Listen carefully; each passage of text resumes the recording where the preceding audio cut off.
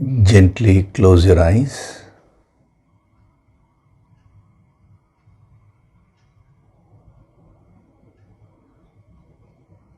Do deep breathing.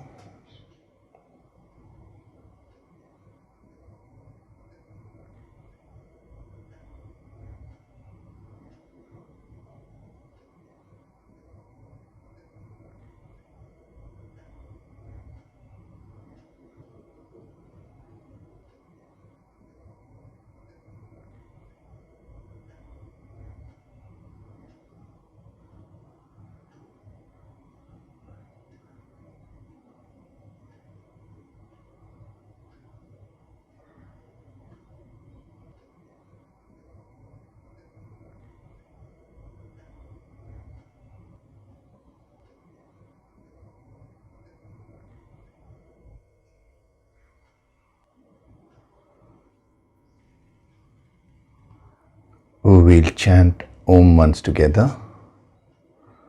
Synchronize the chanting of Om with your exhalation.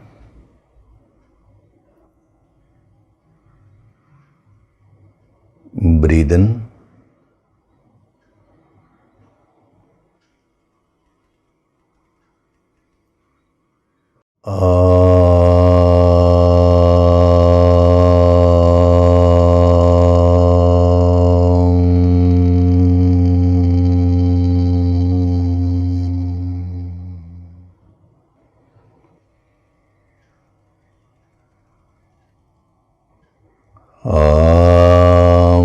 Sahana vavatu, sahanau bhunaktu, sahaviryam karavavahai, tejasvinavaditamastu ma vidvishavahai. Om Shanti, Shanti, Shanti.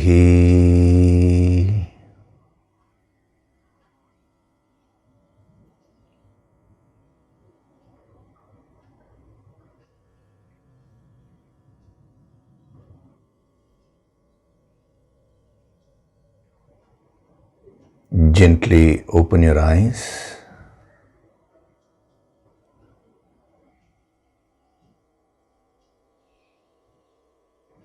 We'll chant from verses 68 to 72 of chapter 2.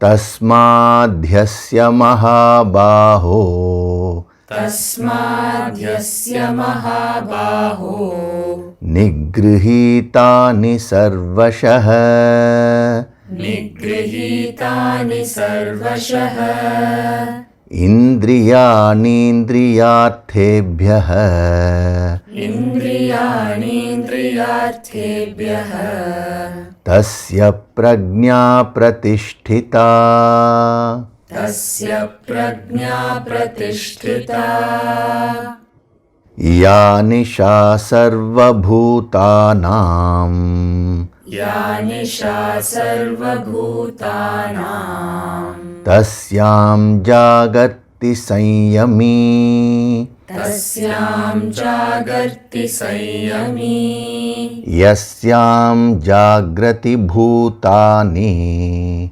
yasyam jagrati bhutani, sa nisha pashyato muneः, sa nisha pashyato muneः, आपूर्यमाणमचल pratishtham, आपूर्यमाणमचल प्रतिष्ठम्, samudramapah pravishanti yadvat, समुद्रमापः प्रविशन्ति यद्वत्, tadvat कामायं प्रविशन्ति सर्वे, तद्वत् कामायं प्रविशन्ति सर्वे, स शान्तिमाप्नोति न कामकामी, स शान्तिमाप्नोति न कामकामी, विहाय कामान् यः सर्वान्, विहाय कामान्यः सर्वान्, पुमांश्चरति निःस्पृहः पुमांश्चरति निःस्पृहः निर्ममो निरहङ्कारः निर्ममो निरहङ्कारः स शान्तिमधिगच्छति स शान्तिमधिगच्छति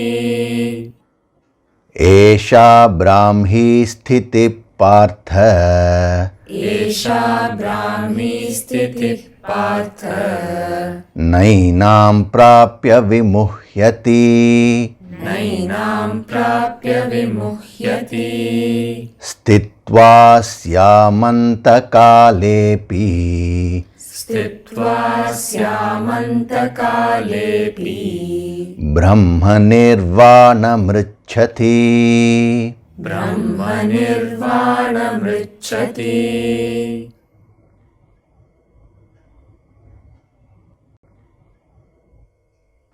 Hari Om, and a very good day to all of you.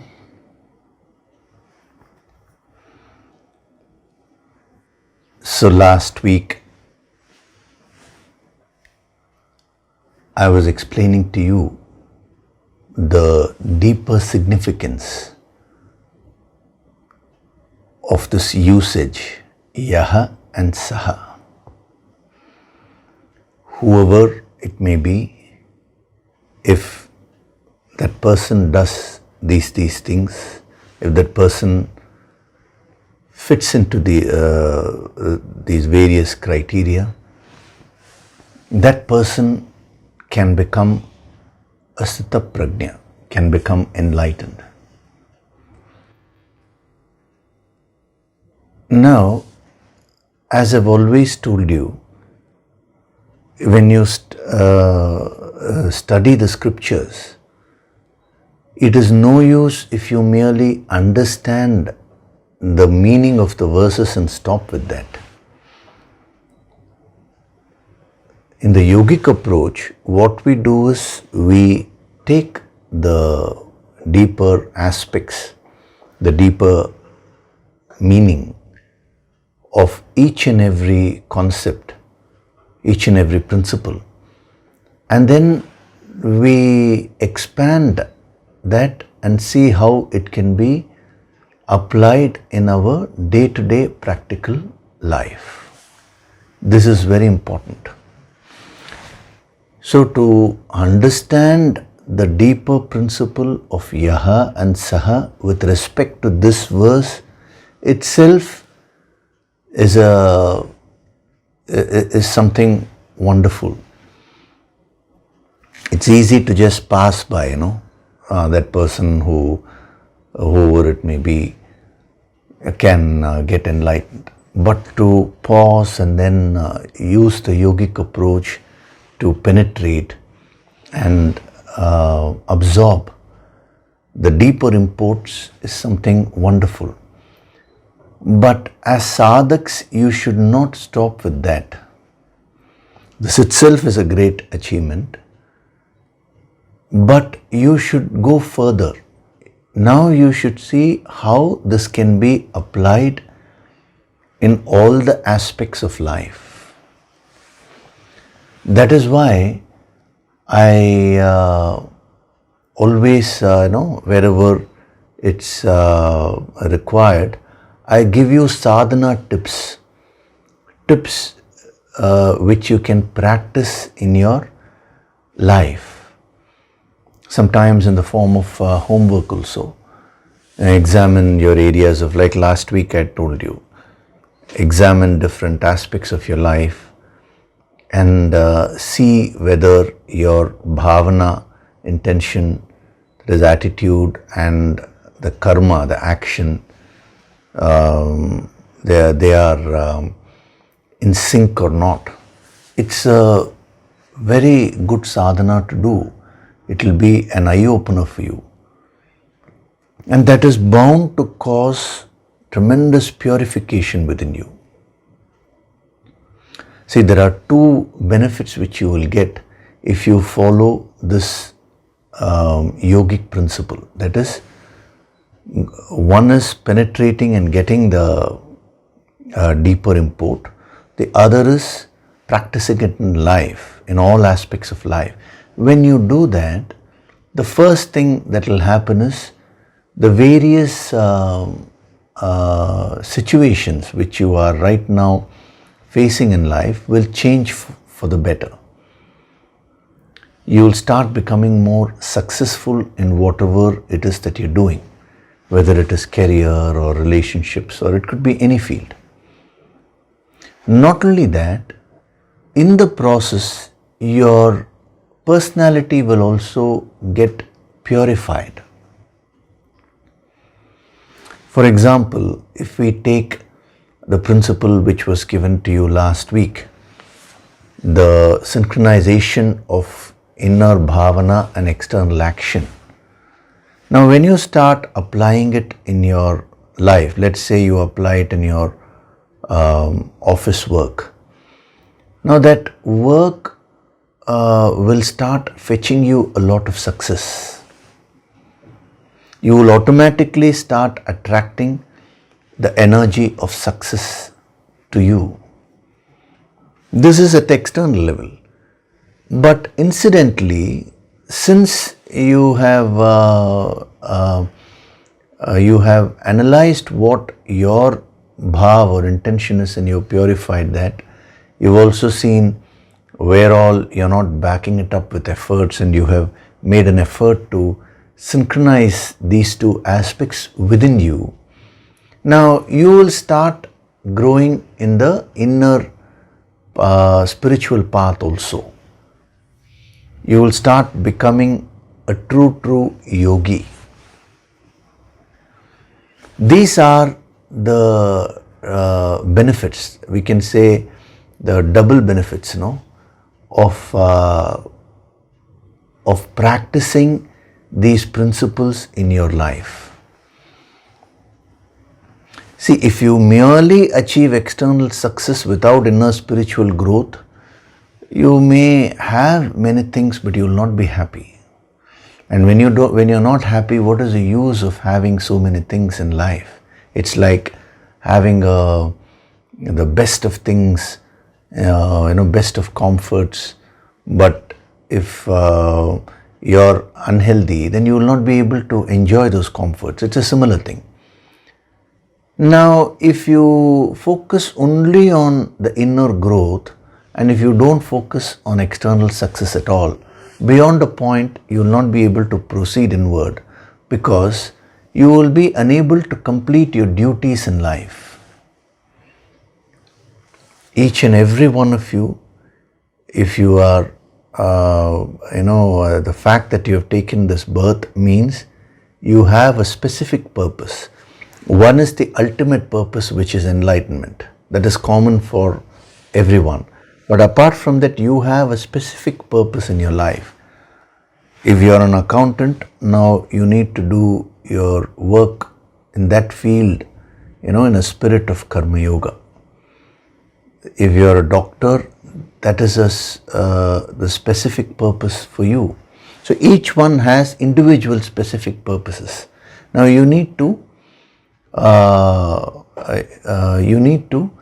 act in that field and fulfill that specific purpose in life. It is very important.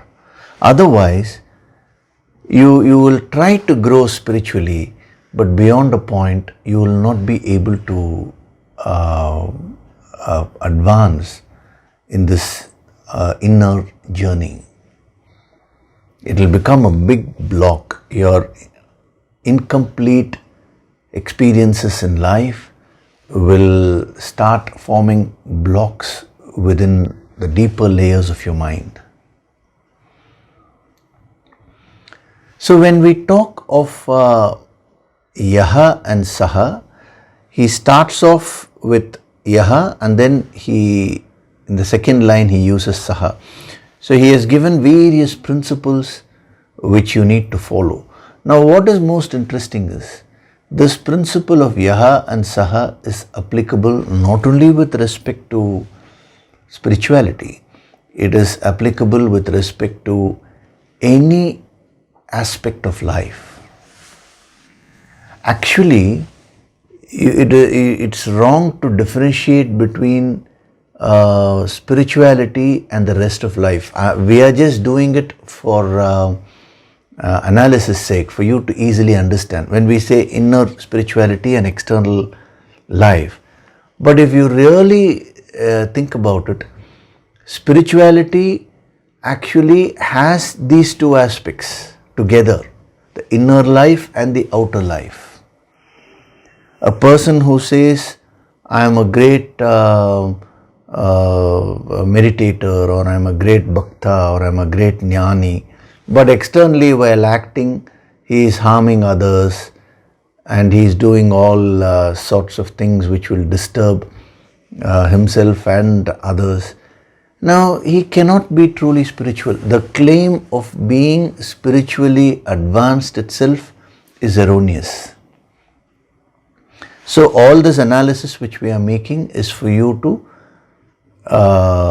understand things easily. But actually, if you see in life, both these things, that is your inner life and your external life, actually go together.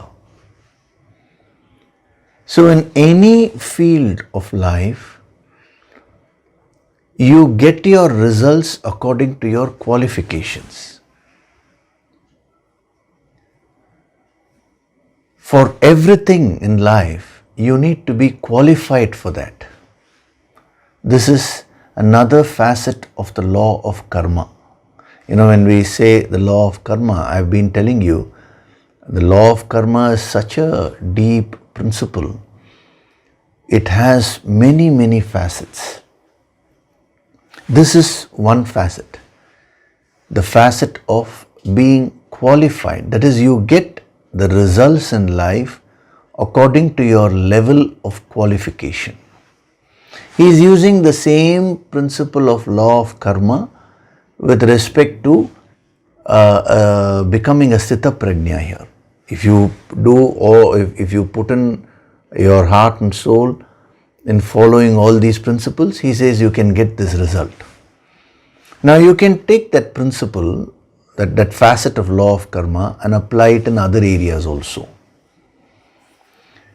So what do we mean by qualification? See, your entire life is made up of cause and effect. So effect represents the various results which you get in life. Now, in order to get a specific result, there is a necessity, there is a qualification which is required.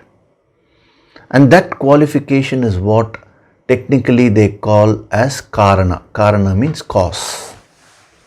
Cause, effect. Karanam means cause, phalam, the fruit or the effect. Now, if you were to carefully observe the mind is always looking for the phalam, the fruit, the effect. But the mind never bothers to find out whether the karana, the causes are perfect.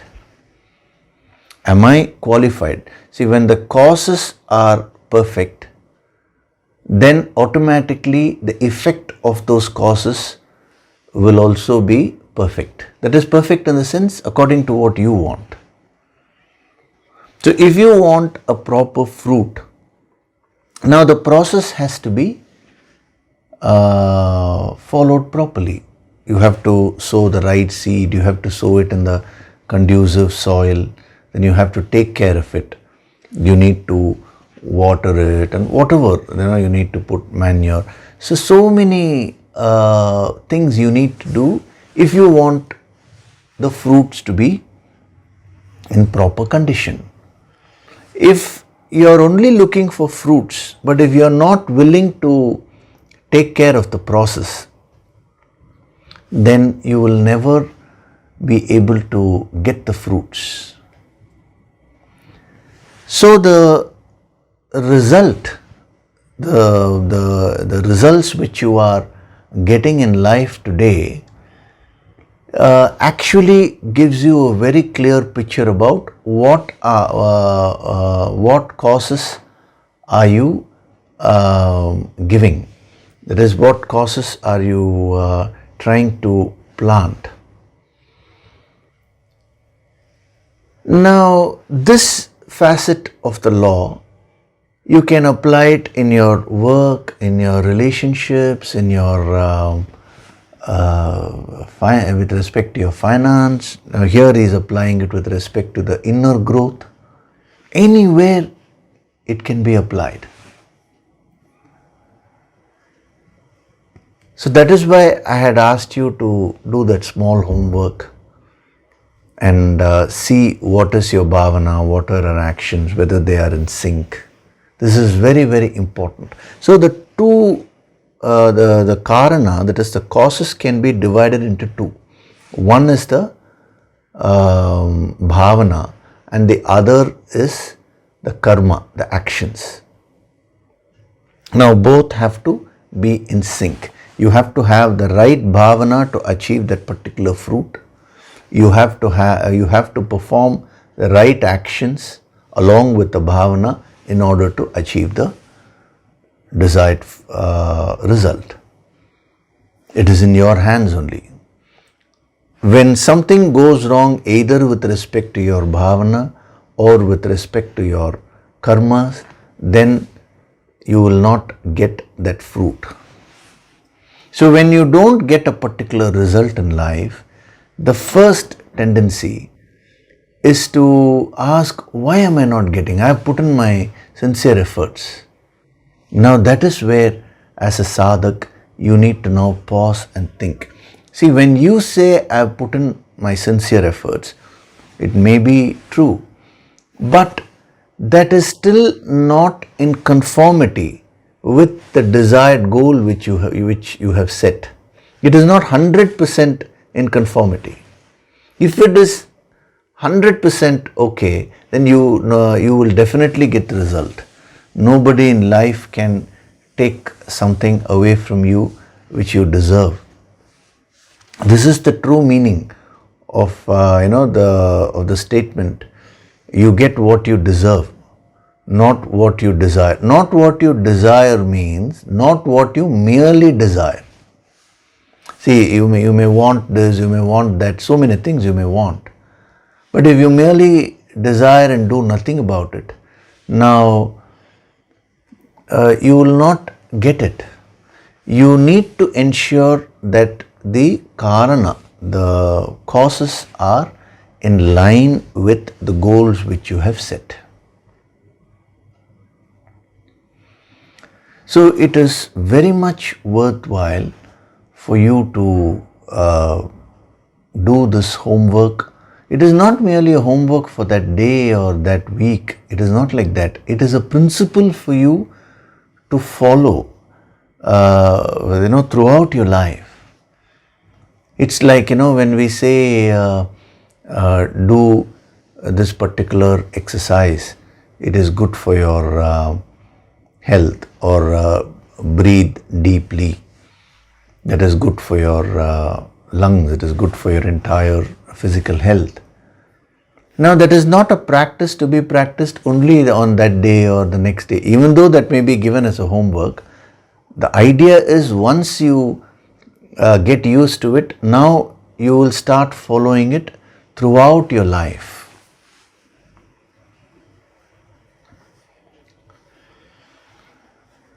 So last week I was telling you, either you will, what will happen is, if your bhavana is good, but if you're not backing it up with actions, then you will become a dreamer.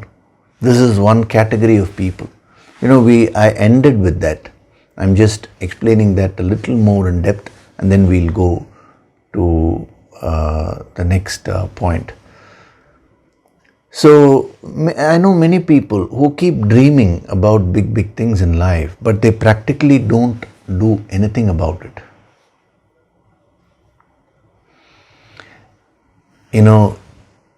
You ask yourself, do I want to become rich? Now, immediately externally, some of you may say, no, what is there in wealth?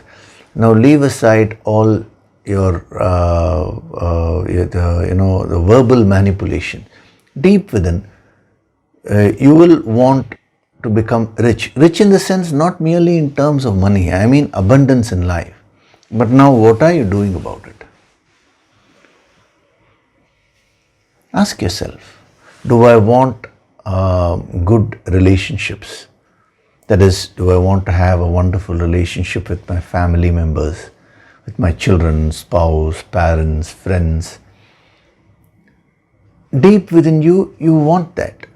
But then, have you backed it up with proper actions? So it is easy to be a dreamer. This is on one extreme.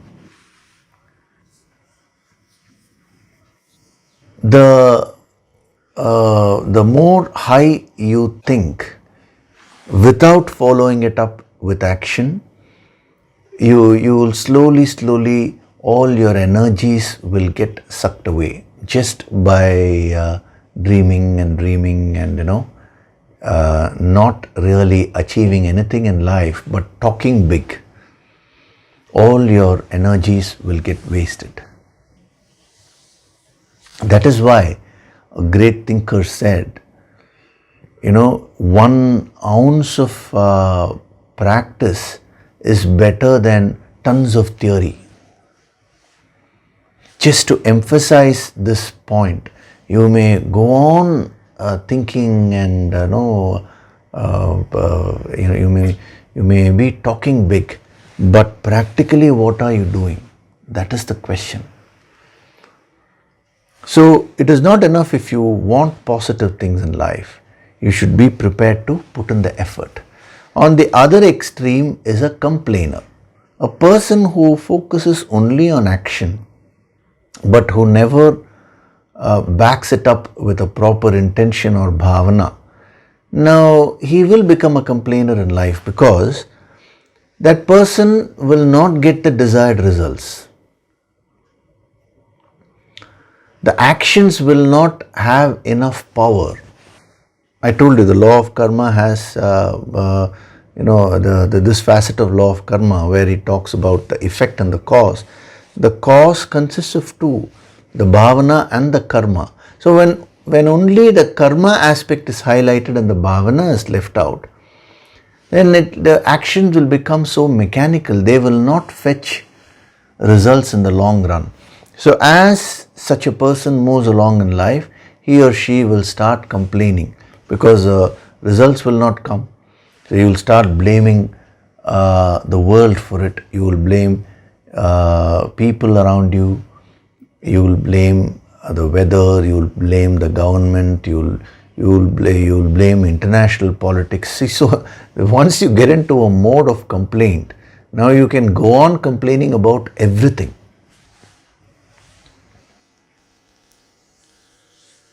So that is on the other extreme. Now you have to find out in which all areas of your life are you a dreamer and which areas of your life are you a complainer. The most important thing is, I want you to understand this point carefully. For both a dreamer and a complainer, whatever they are experiencing will be so real. See, when a person is dreaming, that is so real, he or she feels so wonderful about it. Similarly, when you start complaining about something in life, that complaint will look so much justified from your point of view. You will say, see, this is what is wrong in my life and these are the reasons. That will look so logical to you and that will look so convincing to you, and that itself becomes a block. So in order to get a solution, you need to step up your level. If you are thinking from the same level, you will not get a solution. This is what Albert Einstein said. He said, if you want to solve a problem, now you need to go to a level which is above the problem. Then only you will get a solution. If you are thinking at the same level, now you will only look at the problem. So a complainer is one who goes on looking at problems in life. Instead of trying to solve it, he will just keep finding fault with something in life or other. So as a sadhak, you should neither be a dreamer nor should you be a complainer. You should be in the middle. And what is that middle? That middle is a combination of bhavana and karma. Now, why am I explaining this when I am explaining Yaha Saha? That also I'll tell you. You will see the relevance of this in this verse. That will be very interesting for you. But first, you should get a hang of this principle which is being explained to you. So you are the architect of your destiny. You are the creator of your life. You are creating your life every second according to your bhavana and karma. Everything which you are facing in life today is a product of your bhavana and karma. God or that infinite is common to everyone, like the sun. The sun is common to everyone. A person can commit a murder under sunlight. A person can do a great act of service under the sunlight. The sun is equally giving light to both. How you are utilizing that will depend upon your individual actions and individual bhavana.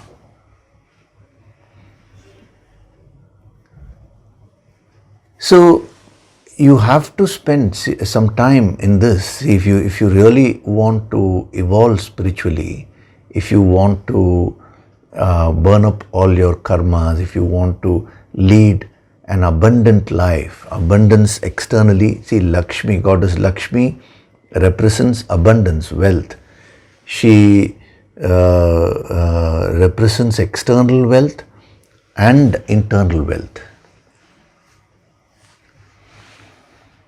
A person who says, I don't want wealth, is actually rejecting Goddess Lakshmi, that the energy of abundance.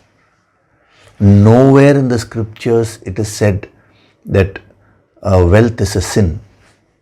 All they said is external wealth cannot give you internal happiness. That is the supreme happiness. That's all they said. So if you are completely caught up in just getting external wealth, now you will not grow spiritually. Now that statement has been taken out of context, and somewhere down the line a guilt has been put in everybody's mind that if you desire wealth, now you're being unspiritual. The same great yogis only gave the Lakshmi Stotram, no? Even Adi Shankara, there is an incident where when he went for to take alms, there was an elderly lady who gave some the amla, the nellika, to him, and that was the only food which was there with her. She was in poverty. So when Adi Shankara saw her bhavana, immediately he invoked Goddess Lakshmi through the Kanakadhara Stotram. Now if you merely chant it, it is not mere chanting. He invoked that energy because he was a yogi. He had acquired many powers, So he invoked that energy of Goddess Lakshmi and directed it to that lady. And the incident is that the lady became very wealthy. So nowhere are the masters against abundance. They are saying you should lead a full life. See, Goddess Lakshmi not only represents external wealth, she also represents the internal wealth, which is Shantihi, the internal peace. So becoming peaceful is also awakening the energy of Goddess Lakshmi within you. So go beyond all these limited concepts. Don't allow your mind to get influenced by anything negative. Instead, you fix your goals in life. Get to know what your specific purpose in life is. That can be known by making an analysis of what you can contribute, what you're good at.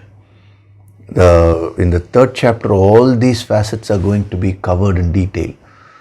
He'll be calling it Swadharma, So you find that out, and then you will automatically take up the work according to your nature.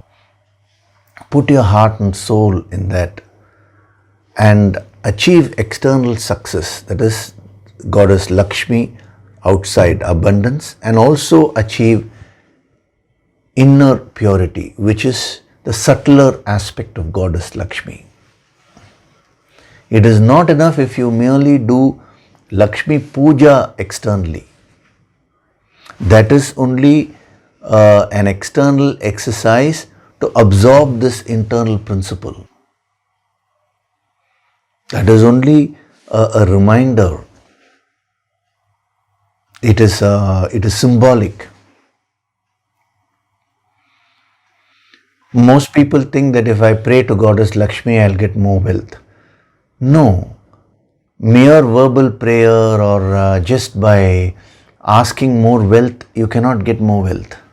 You will have to ensure, that the criteria is being fulfilled, the Yaha and Saha. That person who fulfills the criteria of a particular fruit will get that particular fruit. Whether it is a promotion in your job, whether it is a wonderful family, whether it is external wealth, whether it is inner peace, whether it is the highest experience of enlightenment, becoming a Sthita Prajna, whatever it is, you have to fulfill the criteria. The mind always wants to circumvent the process and get the result. That is why I always say, as an aspiring yogi, as a sadhak, never ever go for anything free in life. Always see what you need to contribute. When you get something free in life, that will not stay with you. So never look for results without efforts. Now I have received a lot of questions regarding this bhavana and action. I have answered a few of them. A few more I may not have directly answered, but as we go along you will get the answers. And anyway, in chapter 3 he is going to cover this in detail. So we will be seeing this again. I will be taking it in more depth. So why I brought in this bhavana and action, that is the synchronization between bhavana and action with respect to Yaha and Saha, is because if you see this verse, I just want you to read the translation. That person who, having abandoned all desires, moves about without craving, without the sense of mindness, without ego, attains peace. So, Yaha, that person, Saha, he or she attains peace. This is there. Now in between he has given the qualification, the criteria. Now if you were to carefully observe, the entire middle portion can be divided into two, bhavana and action. What are the bhavana aspects? He says nisprihaha, without craving. That is one aspect he is asking you to build. Nirmamaha, without the sense of mindness, without possessiveness. That is another aspect of the bhavana he is asking you to build. Then nirahankaraha, ahankaraha, act, that is function without ego.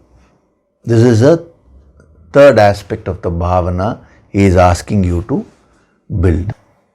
So these are all talking of the bhavana. And then you find several words which are talking about action. Vihaya means abandoning. Vihaya kaman means abandoning desires. It is a practice also. And then charati means moving about. When we go into the deeper meaning of that, you will understand it fully. Right now, you just understand that these are all aspects of actions. So on one hand he says vihaya kaman, then he says charati. He uses the word sarvan kaman, that has a that is an aspect of the bhavana. I will explain it later. It is a combination of bhavana and action. So you find that the criteria has been so beautifully divided into two aspects, the bhavana and the action, and both are given together. Because as I told you, one cannot exist without the other. If you follow only the bhavana aspect or only the karma aspect, that is of no use. In life, both exist together only. That is why there should be no dichotomy between the bhavana and karma. So now that you have understood this principle, the deeper principle of yaha and saha with respect to the bhavana and karma, when we go to the other aspects, it will be very simple for you to understand. Without this background, if we straight away get into the criteria, now you will get some benefits, but that will not be deep enough. So, vihaya kaman yah sarvan pumams charati nisprihaha. Now the next aspect, that is the next word which we'll focus on, is puman. Pumans charati. Puman means a person, a human being. See, actually, puman is derived from the word pums. Earlier also in one of the verses we saw pumsaha. Pumsaha means a human being. Now, pumsa actually has many meanings. We'll be seeing the different facets. But the common meaning of puman is a male, a man. Now, the deeper meaning is a human being. Now, in the yogic approach, we always go deep and take the deeper meaning, because when we study these superficially, that is of no use. But it is very interesting. He uses the he refers to the male gender. That is a common meaning. Puman means a man. Now, I have received a question from a lady that why is it that in the Bhagavad Gita he uses more of the male gender? Why not the female gender? It is a very valid question. Now, is he saying that women cannot get enlightened by referring to all this in the masculine gender? That is what the question is. The answer is definitely no. See, you should see the context. Krishna is a man and he is talking to his friend Arjuna, who is also a man. So this is a conversation between two men. So naturally, the language will be male oriented only. The language. But that doesn't mean the principle is male oriented. Please understand this. See, if I am talking to a group of males, now naturally I will say things which are applicable to them, the examples and all that. But the principle has a universal application. Supposing this was a conversation between Lord Krishna and, let us say, a lady, like Krishna talks to the gopis, there is a portion in the Bhagavatam where he gives the deeper principles. He explains to them what is unconditional love and all that. Now, in that, it is not the examples and all that which is being given, they are not male oriented, because the person who is receiving it is different. So don't bring in all this gender specific things to these great truths. See, you take the principle and see whether it can be applied in your life. Now, why I am telling you that is, see the deeper meaning. When you just consider Puman as a man, now that becomes gender specific. But the deeper meaning of Puman is a human being. So when he says, see, if you just read it as, if you are a man, you can get enlightened. That makes no sense, because what is there, man or woman, with respect to enlightenment? But when he says the man, he is using the word, a particular word, Puman, which means a human being. So Arjuna is a man there, so he is talking to him directly. But through that, he says, why is it that being a man is very important? Because a man is essentially a human being. So when he uses the word Puman, we need to take the deeper message, that is, he is talking of a human being. Whether it is a man or a woman, it does not matter.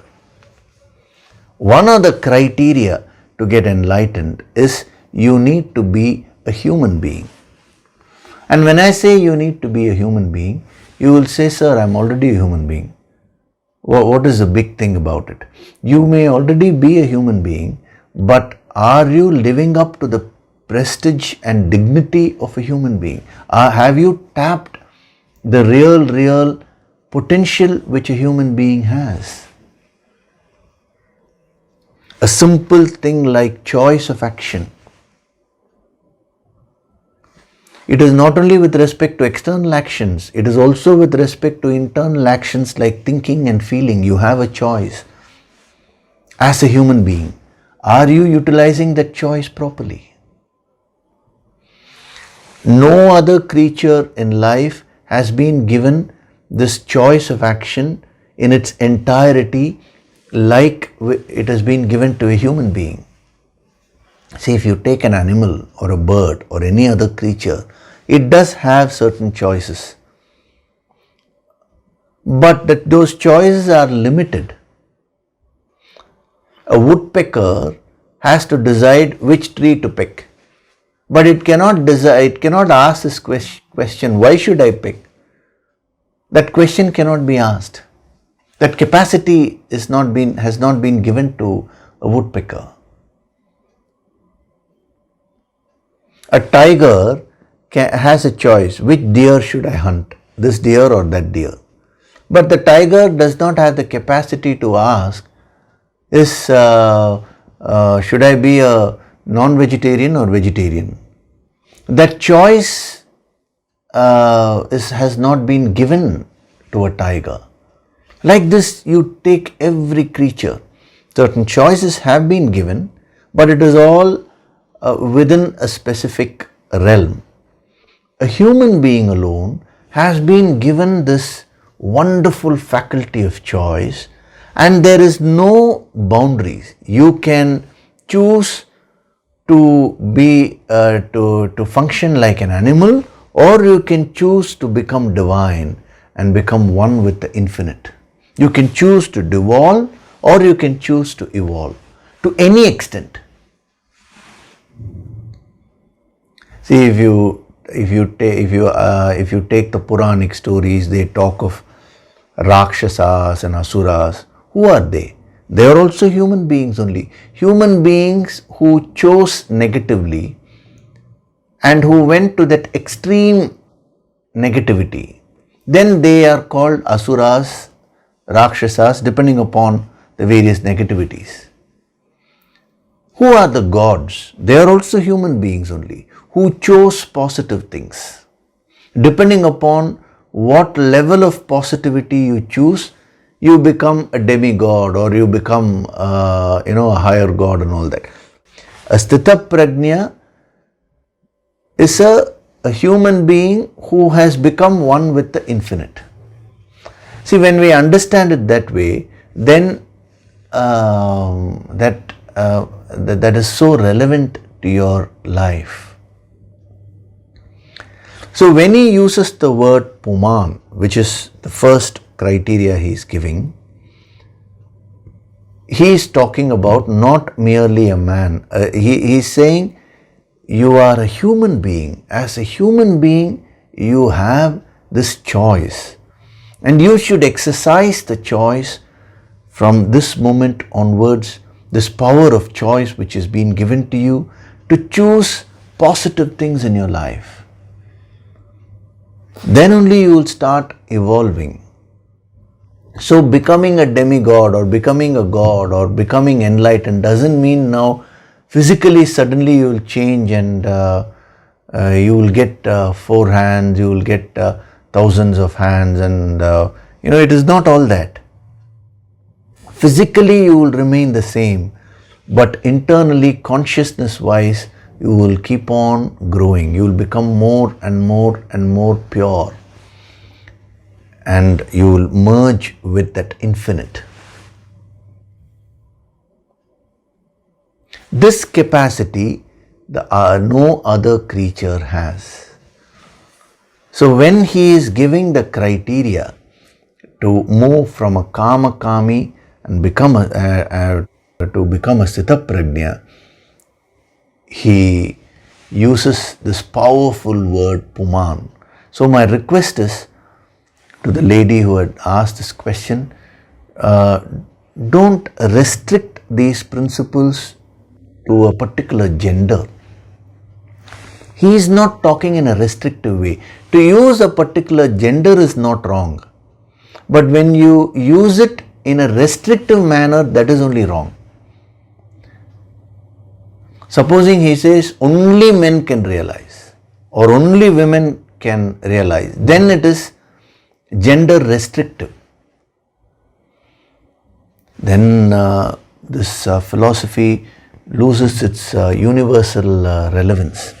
See, the problem is when a particular gender specific language has been used, people have misunderstood it as gender restrictive, as it being gender restrictive.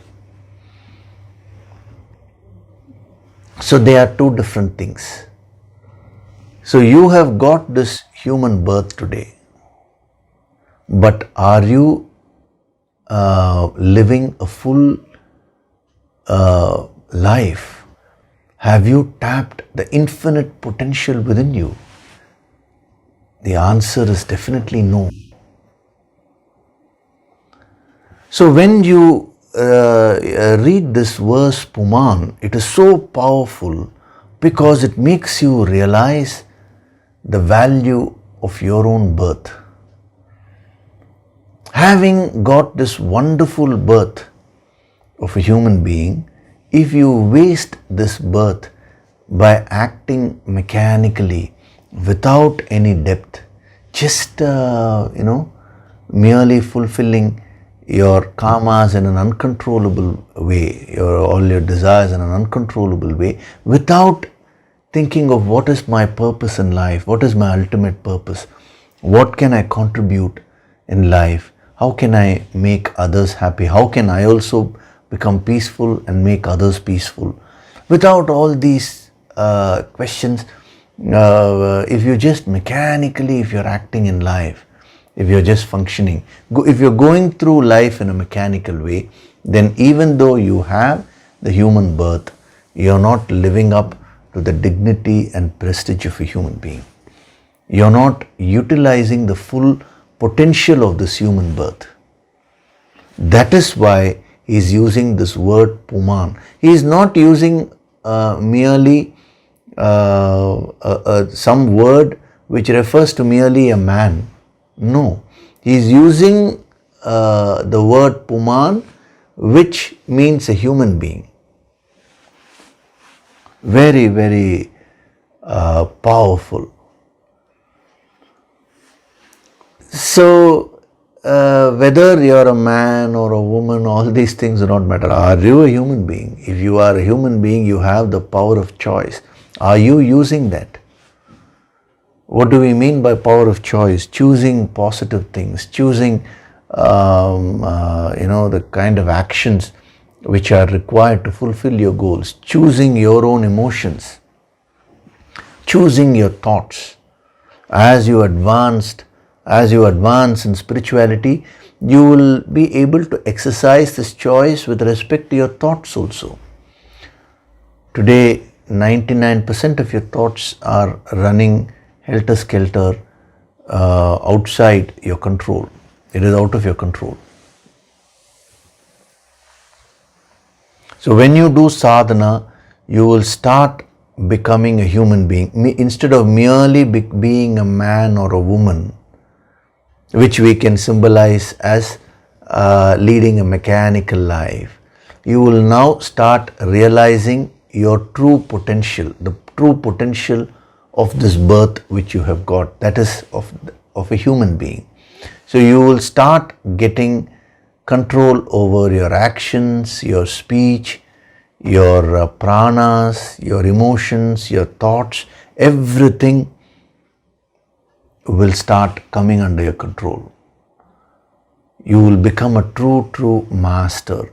That is what a human being is capable of. So don't be satisfied by merely getting the body of a human being. That is not enough. See, if you're born as any other creature, there is no issue because it is all a pre-programmed life. But when you are born as a human being, that is where the problem starts. But to look at the positive aspect, if you utilize it properly, that is where you have the solution also. You can reach the highest. So every minute of your life, when you are exercising this choice, are you choosing the negative or the positive? Ask yourself. This is a very important sadhana you need to do if you want to evolve spiritually. Are you choosing things which will agitate you more in the long run, or are you choosing things which will make you more peaceful? Everything is a choice only. See, even at the time of the battle, Lord Rama gave a choice to Ravana when all his weapons were destroyed. Rama could have easily killed him, but he gave a choice to Ravana. He said, you go back, you think about it tonight and come back fresh tomorrow, because I really don't want to kill you like that. I only want to kill the evil tendencies in you. As a person, I don't want to kill you. But Ravana refused to change. It is a choice only. Duryodhana again chose a negative life. Krishna gave him the choice. He said, even if you don't give half the kingdom to the Pandavas, which belong to them, that is okay. But at least give them 5 cities. To which he said, I will not give them even a space, the land which is of the size of even the head of a needle, he said. That was a negative choice he made, and he had to face the consequences of that choice. Everyone, if you take Bhishma, Drona, every person had a choice. When Karna went to his guru Parashurama to learn archery, he had a choice whether to tell the truth or whether to lie. He chose to lie, and he faced the consequences of that. Arjuna himself, he had a choice here whether to surrender to Krishna and receive the higher wisdom and gain the inner strength, or to go away. He chose to surrender. That is why he reaped the positive benefits. So this idea of choice is highlighted throughout the Bhagavad Gita. Even in the end, Krishna says, I have said everything which I have to say, Arjuna. Now, yatha ichchasi tatha kuru. Whatever you wish, you can do. That is the choice which has been given. So, the great masters, they respect everyone. Especially, they respect this human birth because this choice is there. That freedom has been given in our scriptures, because it is only in the spirit of freedom you can grow. When something is forced on you, you will not grow. You may follow it mechanically, but the internal growth will be stunted. Whereas when you understand the value of something and when you choose, then that will give you tremendous growth.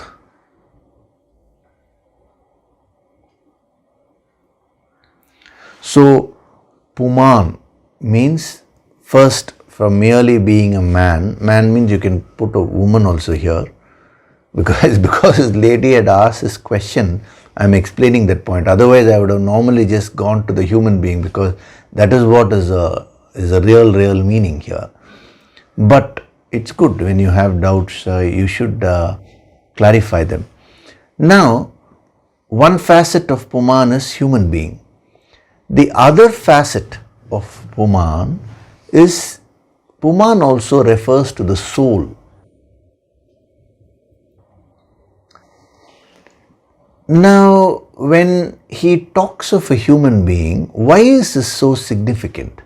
Why is the human birth so significant? Because a human being alone has the capacity to do sadhana and go beyond the body consciousness, the mind consciousness and the thought consciousness, and get into a state of soul consciousness. Who is a Sthita Prajna? Externally, a Sthita Prajna and a Kamakami will look alike. Both of them have physical bodies, both of them are talking, both of them are acting, feeling, thinking. And what is the difference? This person is centered around the body. That is, this person's consciousness is centered around the body. Whereas a Sthitaprajna's consciousness is centered around the soul.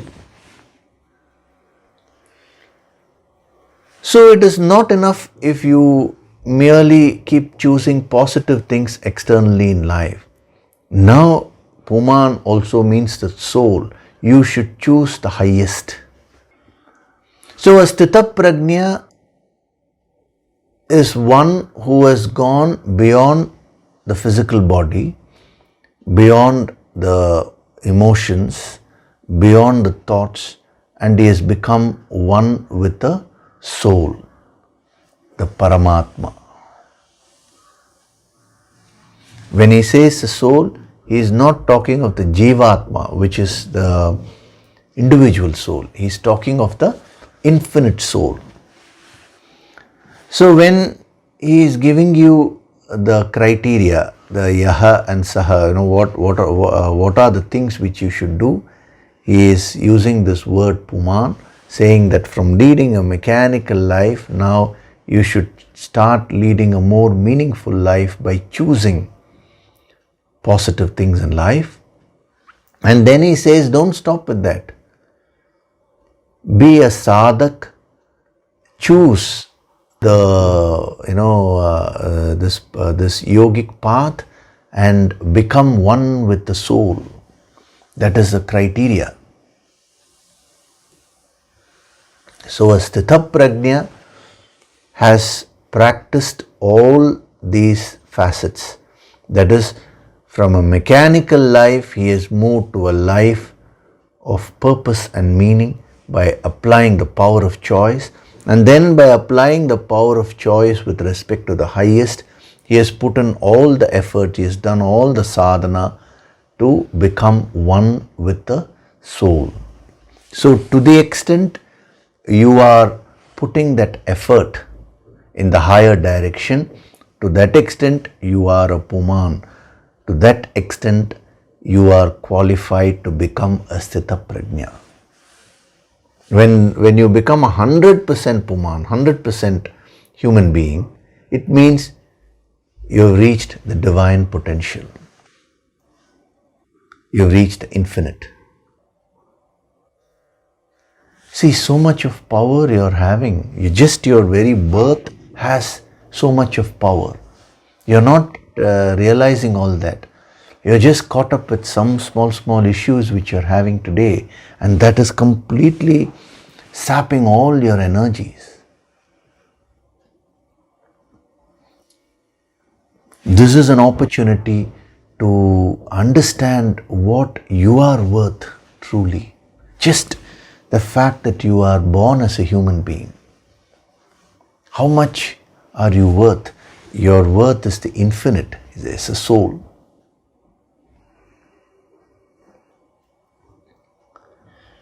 And then I'll give you one more facet.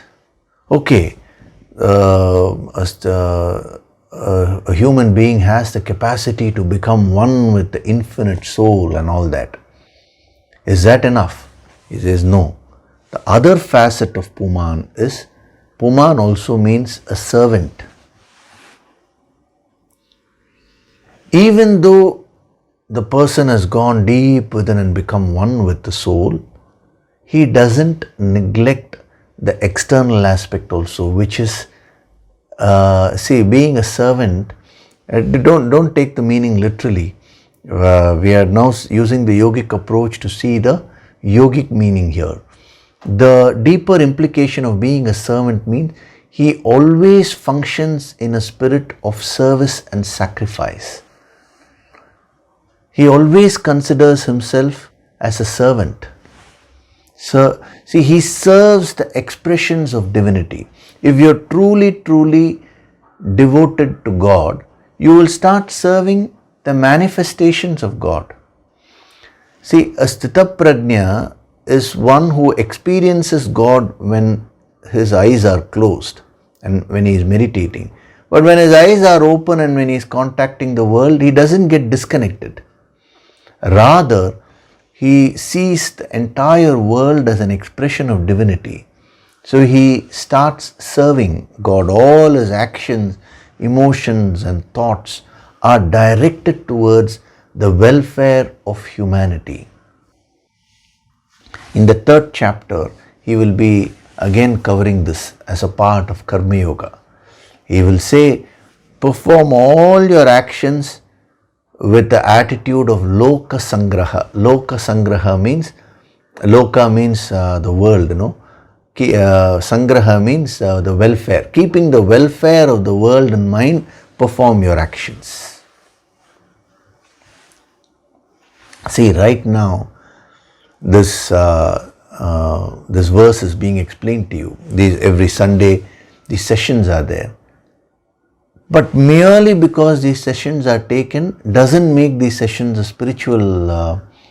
It doesn't make them spiritual. It all depends upon whether this is being done in a selfless way to serve the people who are listening, or whether it is being done for some selfish motive, some selfish benefit. Whenever you perform an action with some ulterior motive,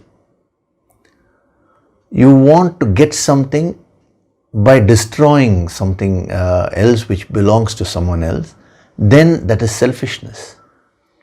But whenever you want to serve others, why? Because everyone, it's not only people, it is every creature, everything in the world is an expression of divinity. See, if you understand this Puman properly, then you will, at least first you will stop harming the world. See, if you take the world, it consists of various facets, like you have nature, like trees, plants, rivers, mountains, the air. Then you have creatures, animals, birds, insects, then fellow human beings. So various facets are there. Now, Puman means being a servant, that is, always thinking about the welfare of all these aspects. See, today, unfortunately, this principle is not being followed. That is why, see, who has dabbled and spoilt nature? It is human being only. The choice has been given, but those choices are being used in the wrong way. Why all the, so many diseases have come up? Why are so many, problems cropping up every day? If you go to the root cause of all that, you will find that the cause is the human beings only. They have dabbled with nature, and that is now coming. See, this is a law of karma that is now coming back. Similarly, not wanting to harm the plants or the animals, any creature, not wanting to harm the fellow human beings. Not wanting to harm is ahimsa, non-violence. But this goes one step further. Positively, doing something good to your capacity. Have that bhavana in mind. The more you build that bhavana, the more you are tapping the potential of a human being. This capacity has been given to you. So on one hand, see, who is a true Puman, who is a true human being? One who goes on expanding his or her consciousness and becomes one with the infinite soul. This is on one hand.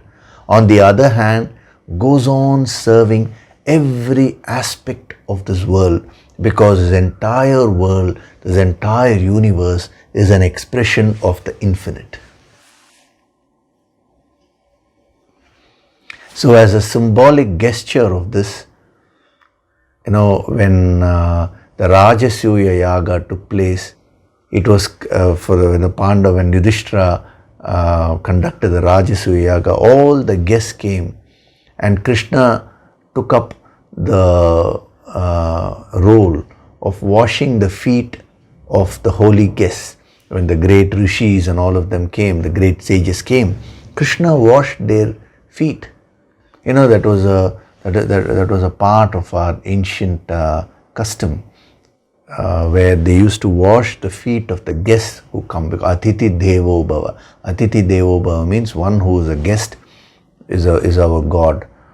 So it was all a part of the ancient culture. So Krishna took up that. Not only that, after the Mahabharata war was over, there was some celebration. The Pandavas had a function, a party to celebrate. Now, Yudhishthira gave each one some work. Like he gave Bhima, some work. He said, you be in charge of food. You ensure that the food is cooked properly and everybody gets the food. So like that, to each one he was giving. And he didn't know what work to give to Krishna. So he didn't give him any work. So Krishna went to Yudhishthira and asked him, Yudhishthira, you're not giving me any responsibility. To which he said, Krishna, how can I give you any responsibility? If you want, you choose, but I cannot give you any responsibility. Then Krishna said, okay, I will take up the work. Which work? Of arranging the slippers of the guests who come to this function. So they, the customers, they keep the slippers outside and then they enter, right? He said, I will take care of the arrangement of those slippers. Yudhishthira was stunned. He said, how can I give you that work? He said, no, you're not giving me. You gave me a choice. You asked me to take up some work. So I am taking up this work. What do all these symbolize? They symbolize that every minute, every second, Krishna was only thinking about how to serve others. It is a kind of a symbolic message to people. It is not in the action per se, but it is in the attitude. So Puman means from leading a mechanical life, move to a meaningful life, purposeful life by exercising the power of choice and choosing positive things externally and internally. Choose positive thoughts, choose positive emotions. You may not get it at one go. It's through sadhana, slowly you will acquire this power. And then, put in efforts to expand your consciousness by following whatever the Guru gives you, by being a person when he or she chooses to remain 100% devoted to the Guru and follow every sadhana which is being given, will find that automatically the consciousness will start expanding. When you come in touch with a master, you cannot remain the same person after a while. If you're truly surrendered, and if you're devoted, and if you're doing the sadhana. And don't stop with that. Whatever inner powers you're gaining, now that is on one hand, but on the other hand, try to do all your activities with a seva bhav, with an attitude of service. That is being a true Puman.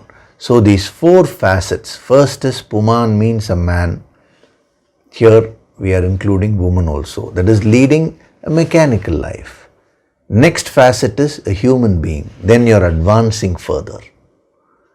And then from a human being, that is you're exercising the power of choice. You're awakening that power.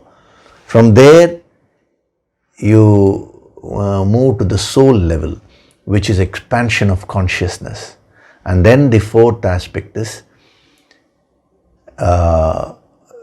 being a servant. that is serving the expressions of God, serving the expressions of divinity. Every aspect of the world, of the universe, is an expression of the divine. So you should follow the two principles of ahimsa, non-violence, and then seva, which is service. If you keep following this, quickly from a kamakami, you will become a sthita prajna. Now when I say quickly, don't ask me, can you give me exact time limit, sir? For external things, we can give a time limit. But for internal growth, no time limit can be fixed. So this is the power of Puman, being a human being, the four facets.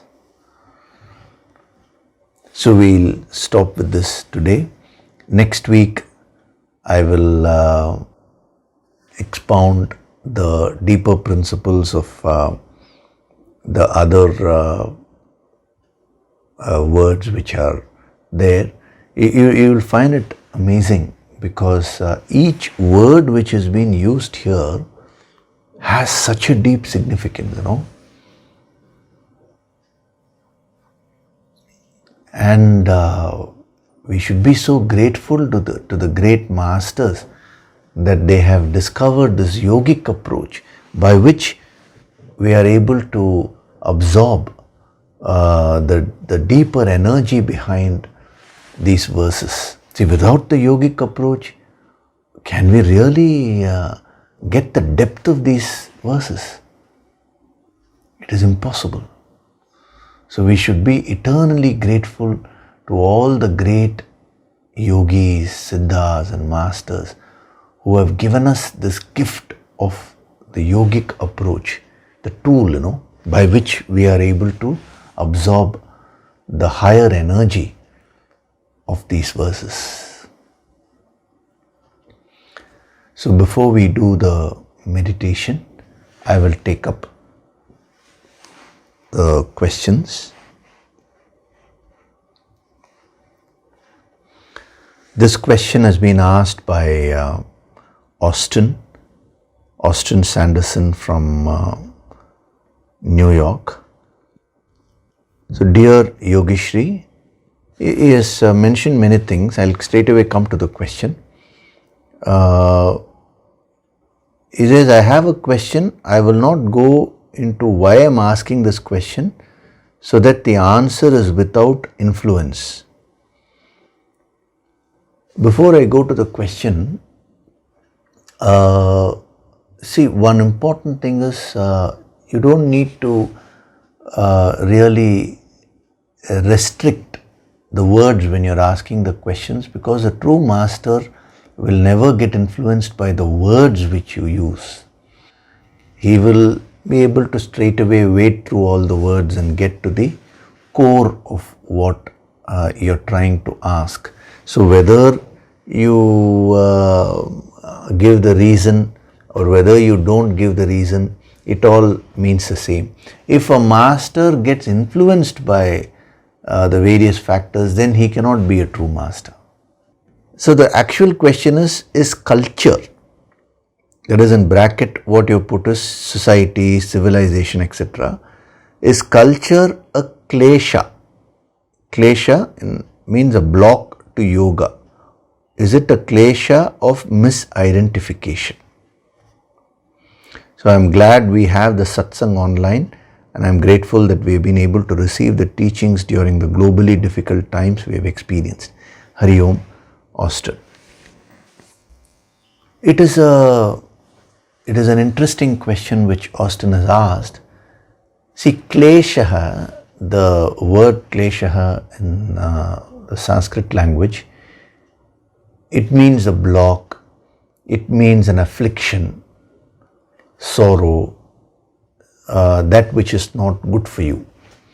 So in the path of yoga, kleshaha, the word kleshaha has a lot of significance, because we find out what are the blocks which we have and we remove.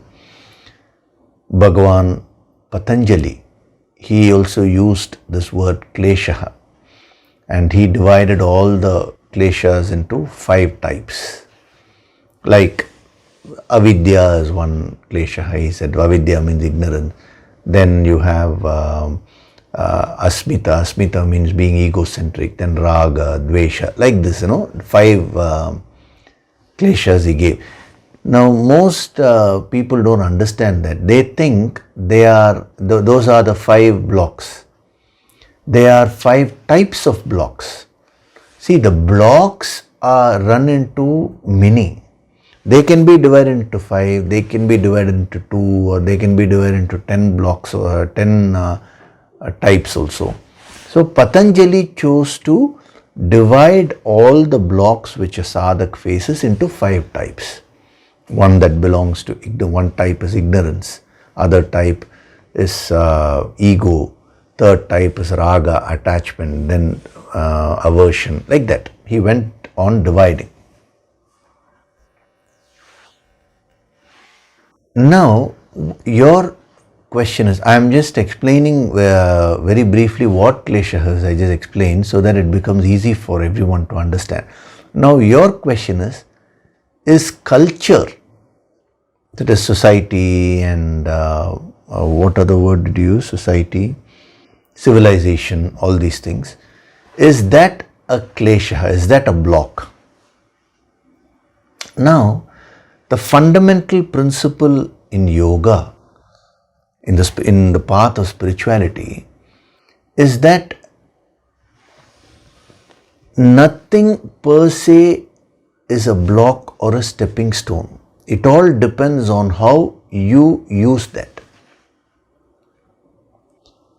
Is wealth a block or is it helpful to you? I am talking of from a sadhak's perspective. I am not talking of from external utility. Internally, for spiritual growth, is acquiring wealth. Is wealth a klesha or is it a stepping stone? It all depends on how you use wealth. Is marriage a block or can it help you evolve? Again, it depends on how you use marriage. Our rishis, their vision was that they said marriage can actually help you evolve. It can help you to master the Shiva Shakti sadhana, union between the male and the female energy, which actually happens inside only. But this they saw it as a reflection of that. So it all depends on how you use it. So the same thing with respect to culture also. So each one is born in a particular culture. Now if you take the positive, see every culture will have positives and negatives. What is a culture? Culture is nothing but a set of practices or habits or lifestyle which a group of people in a particular area follow for a long period of time. Then that becomes a culture. One is the language. Language is one aspect of the culture. Then you have the food habits, the kind of dress which that person wears, the hairstyle, everything, All these put together forms a particular culture. Now, every culture will have positives and negatives because culture is made by human beings only, and no human being is 100% perfect unless you become a Sthita Prajna. So, there are bound to be imperfections in every culture. So, whether the culture is a block or not depends on what you take from that culture. If you take the positives, then they will no longer be blocks. They will actually help you evolve. But if you take the negatives, then that can become a block. See, I'll give you some examples. Since you're from New York, I'm giving you example of American culture. Now, many people I'm talking of so-called spiritual people. I'm putting them in quotes because they are not truly spiritual. I've heard them say that in countries like America and there are several other Western countries they've named. They say that is an all not a spiritual culture. It is highly indulgent society and all that. But when I visited America, I found the culture having such wonderful qualities. For example, openness in of mind. That is an amazing quality. That is a positive thing. Hard work. So many facets were there, which are all very positive. Now I was noticing only those things. So when I actually came to US last time, a person who had been living in US for many years, he asked me this question personally. He said, that is after the session, Yoga Sankirtan session was over, he met me just for 5 minutes. But in that 5 minutes, he said, sir, I am living in a place which is highly indulgent, late nights, parties, drinking, smoking, drugs, these are all, or they are going on. So I am living in such a place. How can I evolve spiritually? I asked him, are they the only things which are there? Why don't you take up things like punctuality? See, if you go to UK, they are all very punctual. That is a wonderful aspect of that culture. Like this, if you take any culture, there are a lot of positives. If you consciously take up those positives and practice them, they will help you evolve spiritually. If merely culture can decide on your spiritual development, then everybody in a particular culture will become Sthita Prajnas and everyone in a particular culture will devolve. But that doesn't happen. This is number one. One is taking the positives from all the cultures. The second thing is, which is very important, when you follow a particular culture, ensure that you don't get stuck with that culture. You follow whatever appeals to you, but you should also understand that there is nothing right or wrong about it. That is, other cultures are not wrong. They have their way of functioning. So when you are open-minded, but you are following certain things, then culture will no longer be a block for you. So in the yogic approach, what we are learning is how to use the world, every aspect of the world, in the most effective way so that they don't become blocks for you in your path, rather they become stepping stones for you to move further, higher and higher. Okay, so now we'll do the meditation. Sit in a comfortable position with your spinal cord erect. Gently close your eyes.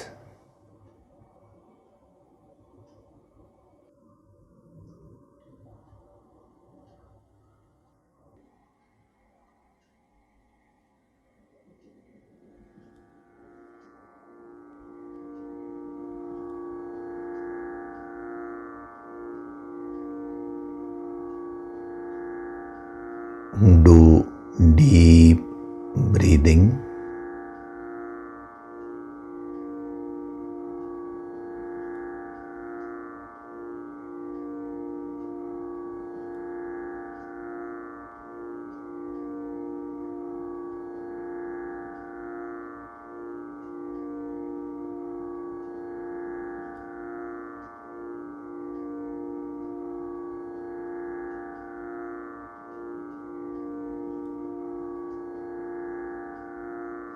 With every breath, I am becoming more and more relaxed.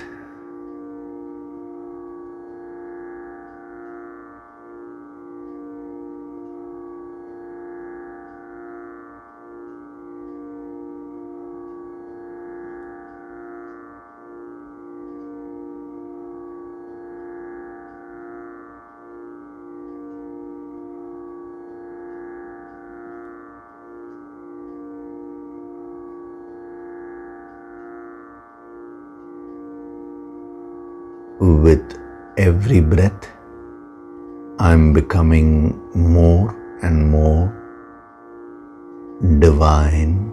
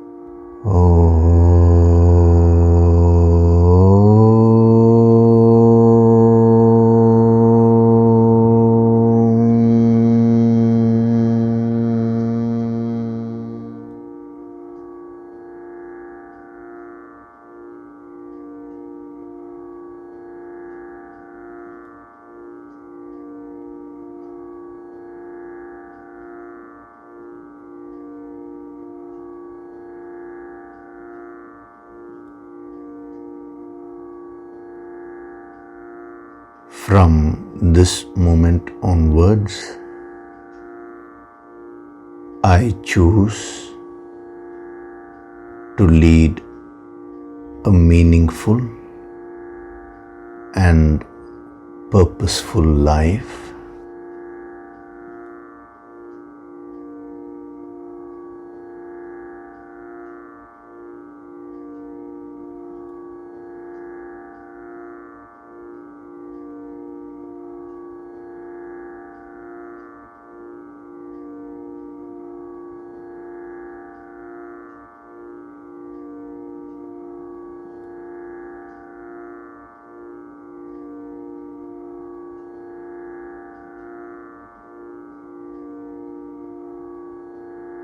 My ultimate purpose as a human being is to expand my consciousness and become one with the infinite soul, the Paramatma.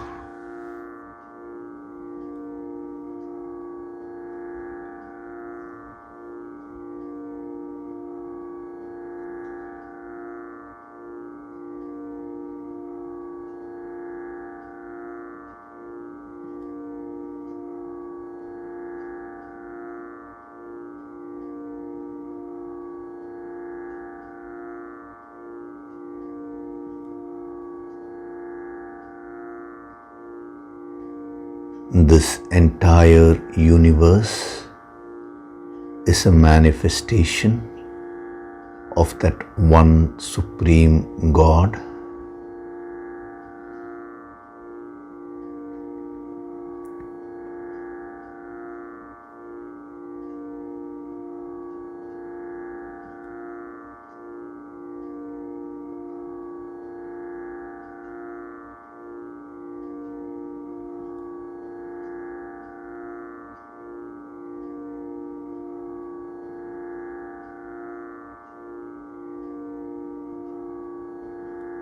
I choose to function in a spirit of service and sacrifice.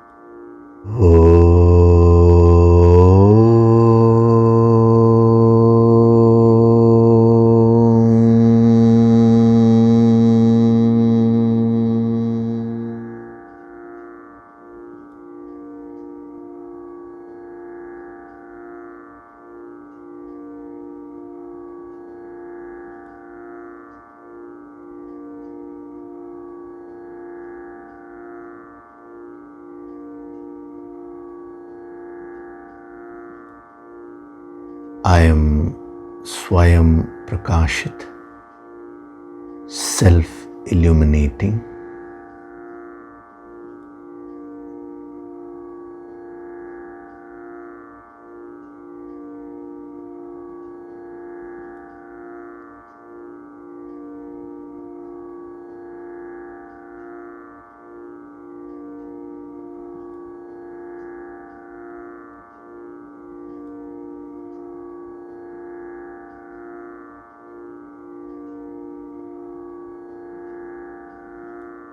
I offer my gratitude to God Supreme,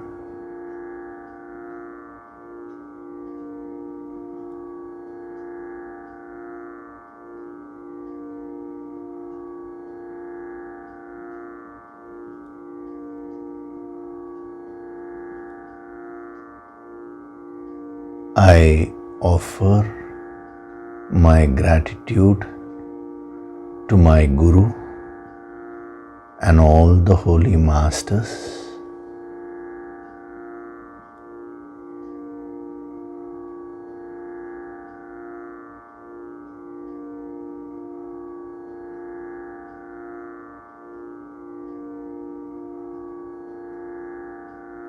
Slowly come back. Wriggle your fingers, your toes. Rub your palms together to create a warmth.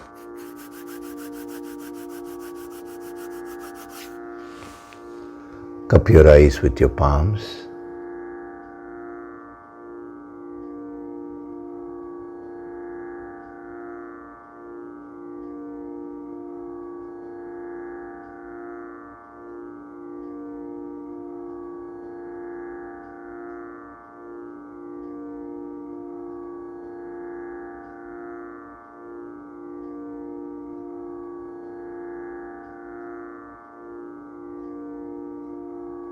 Gently rub your eyes, cheeks, forehead, top of the head, back of the head and neck.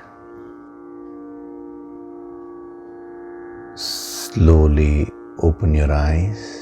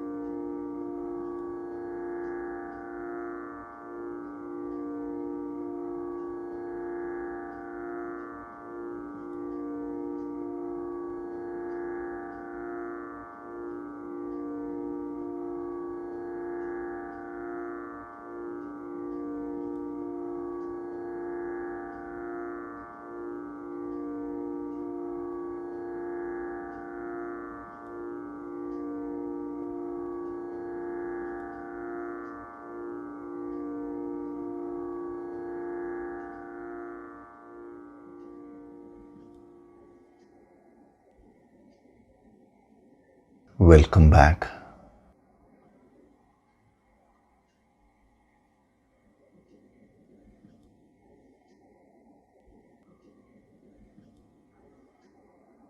So today's session is very significant because unless you understand the value of your birth, you cannot evolve spiritually. You should understand what you're truly worth.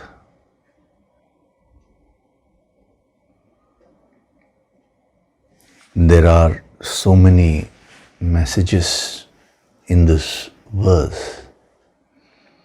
As we explore, as we go more and more into the depth, it is bound to change you. It is bound to transform you.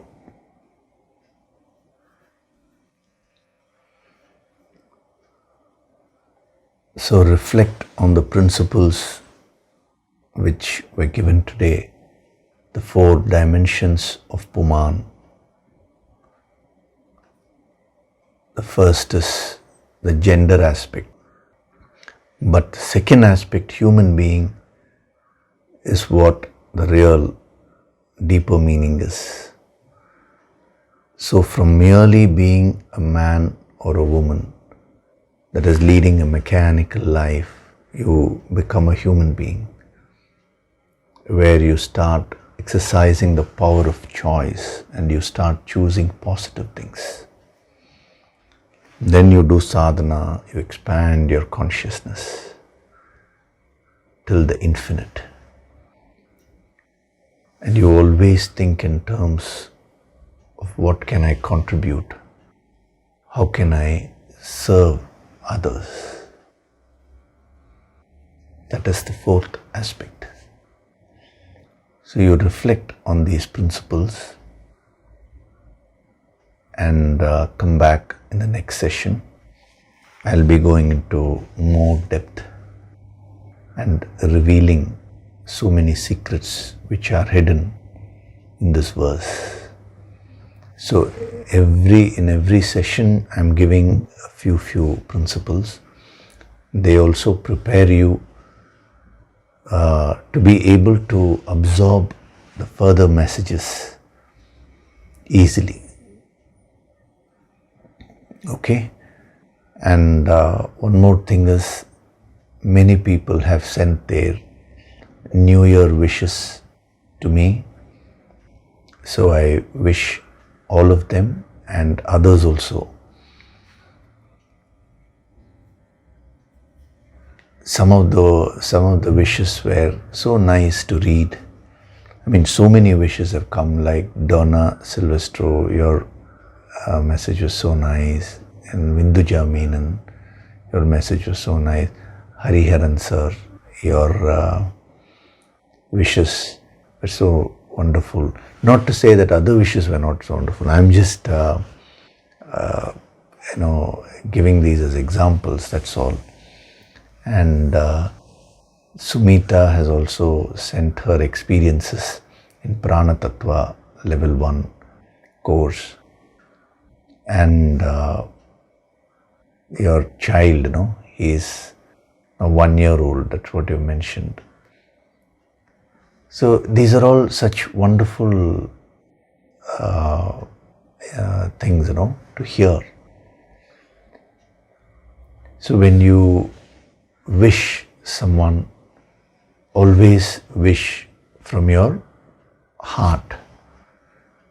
Practice is bhavana and action, the synchronization. So when you speak or write, it is an action or type. Do it with the full bhavana. Then that will come back as blessings to you. So when you're wishing someone, externally it looks like you're wishing the other person. But the blessings will come back to you. Okay? So thank you very much. We'll meet in the next session. Hari Om.